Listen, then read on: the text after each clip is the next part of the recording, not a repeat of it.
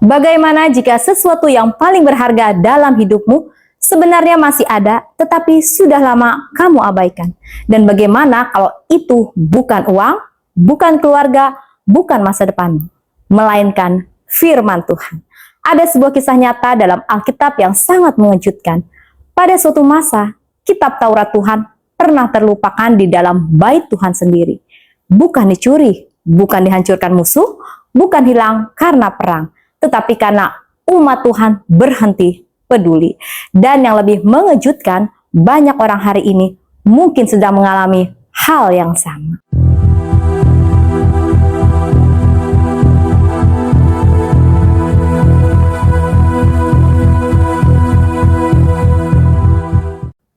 Untuk memahami kisah ini, kita harus kembali ke kerajaan Yehuda sekitar 600 tahun sebelum kelahiran Tuhan Yesus. Saat itu keadaan rohani bangsa Yehuda sangat buruk. Mereka masih memiliki bait Tuhan, tapi mereka masih menjalankan beberapa tradisi agama juga. Tapi hati mereka sudah jauh dari Tuhan. Sebelum Raja Yosia memerintah, Yehuda dipimpin oleh raja-raja yang jahat. Salah satunya adalah Raja Manasye. Alkitab mencatat bahwa Manasye melakukan banyak kejahatan di mata Tuhan. Ia membangun mesbah-mesbah berhala, ia menyembah dewa-dewa asing, bahkan ia mencemarkan bait Tuhan. Bangsa Yehuda perlahan meninggalkan firman Tuhan. Mereka tidak lagi hidup menurut hukum Tuhan. Generasi demi generasi mulai kehilangan arah. Dan di tengah semua kekacauan itu, firman Tuhan perlahan terlupakan. Kitab Taurat yang seharusnya menjadi pusat kehidupan bangsa Israel tidak lagi dibacakan seperti dulu, tidak lagi dihormati, tidak lagi dicari. Bayangkan itu. Umat Tuhan masih memiliki rumah ibadah, tetapi kehilangan hubungan dengan Tuhan. Dan tanpa mereka sadari, mereka hidup dalam kegelapan rohani. Di tengah keadaan yang rusak itu, muncul seorang raja muda bernama Yosia. Ia menjadi raja saat masih sangat muda, sekitar 8 tahun. Usianya kecil, pengalamannya belum banyak. Tetapi Alkitab mencatat sesuatu yang luar biasa tentang dirinya. Yosia mulai mencari Tuhan. Di usia mudanya ia memiliki hati yang berbeda. Ia tidak mau mengikuti jalan raja-raja sebelumnya. Ia ingin mengenal Tuhan yang benar. Ketika usianya bertambah, Yosia mulai membersihkan Yehuda dari penyembahan berhala. Patung-patung dihancurkan, mesbah-mesbah palsu diruntuhkan. Namun ada satu masalah besar. Bangsa itu sudah terlalu lama hidup tanpa firman Tuhan. Mereka punya agama, tetapi kehilangan dasar kebenaran. Dan inilah bagian paling penting dari kisah ini. Suatu hari, Raja Yosia memerintah agar bait Tuhan diperbaiki. Bangunan itu sudah rusak dan tidak terawat. Pada proses perbaikan berlangsung, imam besar Hilkia menemukan sesuatu. Sesuatu yang sudah lama tidak terlihat. Kitab Taurat Tuhan. Bayangkan suasana saat itu. Di tengah debu, kerusakan, dan kelalaian bertahun-tahun, firman Tuhan ditemukan kembali. Ini bukan benda biasa. Ini adalah kitab yang berisi hukum Tuhan. Petunjuk hidup bagi bangsa Israel. Dasar hubungan mereka dengan Tuhan. Tetapi selama bertahun-tahun, kitab itu tidak menjadi pusat kehidupan mereka lagi. Dan mungkin banyak orang bahkan lupa keberadaannya. Hilkia kemudian menyerahkan kitab itu kepada seorang panitera bernama Safan. Lalu kitab itu dibacakan di hadapan Raja Yosia. Dan ketika Yosia mendengarnya, terjadi sesuatu yang sangat kuat. Saat firman Tuhan dibacakan, Raja Yosia langsung sadar bangsa mereka telah hidup jauh dari Tuhan. Mereka melanggar perintah Tuhan selama bertahun-tahun. Dan yang paling menyedihkan, mereka merasa semuanya baik-baik saja. Alkitab mencatat bahwa Yosia merobek pakaiannya, dan pada zaman itu tindakan itu adalah tanda duka cita dan pertobatan yang mendalam. Perhatikan ini, Yosia tidak marah kepada rakyat terlebih dahulu. Ia tidak mencari kambing hitam. Ia tidak berkata, ini salah generasi sebelumnya. Sebaliknya, ia membiarkan firman Tuhan mengoreksi dirinya sendiri terlebih dahulu.